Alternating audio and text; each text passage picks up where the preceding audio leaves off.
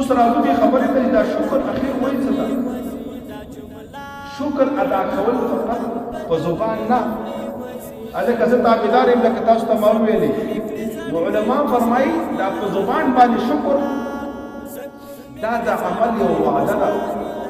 فلان کې درته وایي چې هلکه ما سره کار دی ووایي چې تابعدار یم تا ورسره وعده وکړه تا قرآن کار را نه دی کړی نو چې کله مو په زبان الحمدلله وویلې نو موږ رب العالمین سره دا وعده وکړه چې ستا شکرګزار بنده به جوړېږم شکر به ادا کوم او د دې تکمیل په عمل سره راځي او دا فعل عمل او په زبان باندې ذکر دا خپله کې لازم ملزوم دی که یو انسان وایي چې زه شکرګزار بنده جوړ شم نو په زبان باندې به اقرار هم کوي او جوارحو باندې به عمل هم کوي دې لپاره علماو پنځه اشیاء لیکلي چې یو انسان کله دا پنځه اشیاء په زندګۍ کې راولي نو دا به شاکر وي دا به شکرګزار وي او دا څومره آیاتونه چې موږ ولوستل په فضیلت د شکر کې نو دا بنده به مستحقه د دې ثوابونو وګرځي دا بنده به د رب العالمین په شکرګزارو بندگانو کې حساب شي اول د ټولو نه شکر نعمت باندې علم دی مونږ ته رب العالمین ډېر نعمتونه راکړي لیکن زموږ په علم کې نشته دا زموږ غټ نقصان دی تا سره یو څوک احسان وکړي یو څه شی درکړي او تا دې ته توجه نه کړې دا هم ناشکري ده رب العالمین موږ ته ښایسته روغ بدن راکړی نو دا هم د الله یو نعمت دی دا په علم کې راوله چې الله راکړی دی رب العالمین موږ ته که حلال رزق راکړی دی دا هم د الله یو نعمت دی دا په ذهن کې راوله که ما ورته صالحه بیبي راکړې دا هم د الله یو نعمت دی که صالح او نیک اولاد راکړې دا هم د الله یو نعمت دی که ښه روزګار راکړې دا هم د الله یو نعمت دی که د جنګ جګړونه زموږ کورونه په امن دي دا هم د رب العالمین یو نعمت دی د غلغتونه په امن یو دا هم د رب العالمین د طرف نه په موږ باندې یو نعمت دی لہذا په شکر کې لومبی قدم په نعمت باندې علم راوستل چې الله دا فلانکې نعمت تا ماته راکړی دی لکه مخکې آیات کریمه موږ وویلې والله اخرجکم من بطون امهاتکم وایي بنده تا ما د مور د خیرې نه راوایستلې دا هم د الله نعمت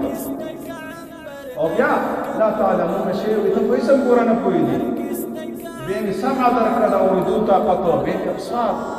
د لیدو طاقت والافئده زړه مې درکړه لعلکم تشکرون شکر ادا کوئ نو د الله په نعمتونو باندې علم راوستل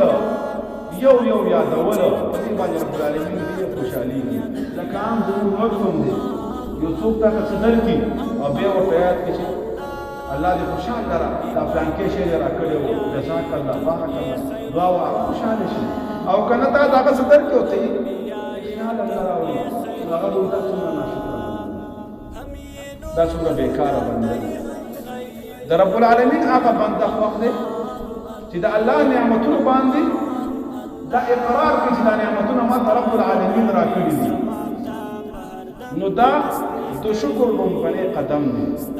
لہذا د نعمت نسبت چې کله څوک غیر ته کوي نو دې باندې الله ناراضه کېږي بچی درکړو ته ماته بابا راکړی دی رب العالمین په دې باندې خفه کېږي رزق درکړه او ته ماته دا تا راکړی دی دا تا رب العالمین دی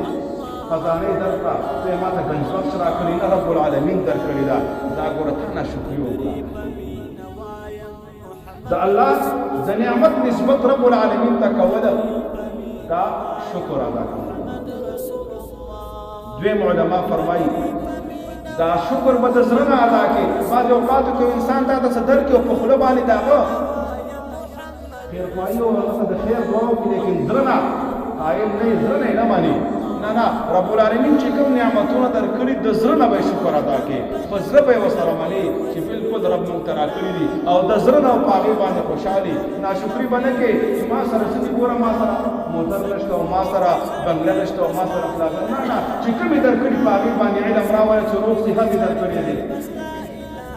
رب العالمین تا ته ښې اوبه درکړي د څښلو دپاره رب العالمین ښایسته سترګې درکړي، ته د مرضونو نه محفوظ وساتلي. دا څومره نعمتونه دي، د زړه نه شکر وباسه. رب العالمین آیات کریمه دی تاسو ته ما فرمایه لئن شکرتم لازیدنکم، نعمتونو کې به شکر سره زیادت راځي، الله به بسیار کی، الله به نورم ډیر کی. او که ناشکري کې بیا ستانه دا ستا نعمتونه چې کوم درکړي دا هم درنه اخلي. الله مکه روغ صحت یې درکړي او بیماري راغله نو بیا ډېر خلک نن په هسپتالونو کې لاچار پراته دي. یقین وکړه د بعضو وس هم نه کېږي. الحمدلله زما او ستا د بدن اعضا ګردې هم روغې دي، زړه هم روغ دی، بلد پرېشر نشته، ډېر زیات نعمتونه دي. خو لیکن شکر دا نه دی چې ما تا ته پې علم نشته، علم پکې راوله چې الله دا نعمتونه راکړي دي. او که مخکې دي نو اوس د دې نه بعد په دې باندې رب العالمین خوشحالېږي او هغه نعمت درته زیاتی. دریم طریقه په زبان باندې به د هغې اقرار هم کې چې یا الله تا راکړي دي. او څلورم علما فرمایي چې عمل باندې به د هغې اظهار هم کې. عمل مطلب دا چې رب العالمین نعمت درکړې، روغ صحت او عبادت یې وکړه، ذکر وکړه، تلاوت وکړه، رب العالمین ته په سجده باندې شه، مال یې درکړې د الله په لاره کې صدقه ورکړه، بچي درکړي دي او بچي پکې مدرسې ته وقف کړه، بل څه نعمت میلاو شوی دی د الله دپاره استعمال کړه. نو دا بیا حقیقي شکر شو چې شکر باندې دی. شکر دی ته وایي چې په نعمت باندې د علم وشو، زړه نه د شکر ادا کړه، په زبان باندې د اقرار وکړه او عمل باندې د ظاهر کړه، نو ته بیا شاکر یې. د شاکر د شکر ګزار بدله بیا جنت دی. او تاسو ته ما وویلي چې د انسان زندگی او دا شریعت مطهره د دوو اشیاو نه جوړ دی، یو شکر دی او بل صبر دی. ځکه زموږ هره لحظه هر قدم یا به خوشحالي وي او یا به غم وي، دنیا لا رب العالمین دواړه سره یو ځای پیدا کړي دي. ان مع العسر یسرا. نو کامیاب بنده هغه دی چې کله پې پریشاني راله، کله پې غم راغی، کله پکې رزق کې تنګسیا راله، کله د کاروبار خراب شو یا نور څه نقصان درته وشو او د په دغه غم کې صبر وکړو، دا کامیاب. او که چېرته پې رب العالمین نعمت وکړ، روغ صحت میلاو شو، ښه روزګار میلاو شو، حلال رزق میلاو شو، صالحه ښځه میلاو شوه، نیکان اولاد میلاو شو او ده په دې باندې شکر ادا کړه، دته باید اجر. تاسو ما حدیث نبی پاک علیه الصلاة والسلام فرمایي په دې صلات خبره ختمومه چې د مسلمان بنده حالت ډېر زیات عجیبه دی، ډېر زیات عجیبه دی. وی که چېرته په ده باندې د رب العالمین د طرف نه څه غم پریشاني راله،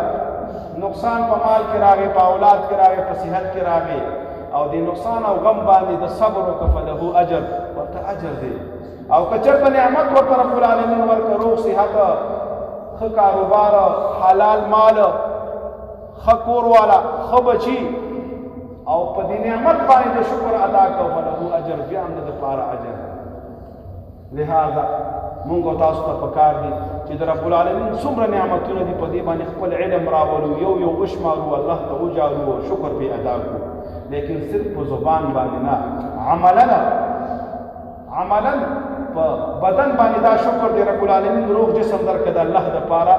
دا بدن ستړی کا، تلاوت پې وکړه، تهجد پې وکړه، مال یې درکړه، صدقه ورکړه،